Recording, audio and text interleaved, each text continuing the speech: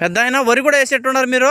వేసాము నాయన, వేసాము కానీ ఈసారి వరి నమ్మకంలే. ఏమి ఎందుకు? చెరువులో వానబడి నైట్ చెరువు నీళ్ళు స్టాక్ వచ్చాయి. ఈరోజు మాటికి కన్నా వాన కన్నా దడదడ బెరడం అనుకో, ఈ వరి అంతా కప్పులు గుడ్డి పెడతాయి. అప్పటికి ఒక రైతుకి ఎంత నెట్ ఉన్నావు 30,000 40,000 లాస్ వస్తుంది. వస్తుంది పంట అంతాకి. పంట అంతా అయిపోయిందా ఇంకా కావాలా? ఎన్ని రోజులు పడుతుంది పంట అయ్యేదానికి? 10 రోజులకు. 10 రోజులకి అయిపోతుంది. 10 రోజులు ఎండ బాగా వస్తే కోత బాగా నీట్గా వస్తుంది. ఈరోజు మాటికి రేపు మాటికి దద్దడ అంటే ఈ కప్పలు బ్యాక్ బ్యాక్ బ్యాక్ అంటే ఉంటాయి. రైతు ఇది వేసుకోవాలంగా, గుడ్డేసుకోవాలంగా.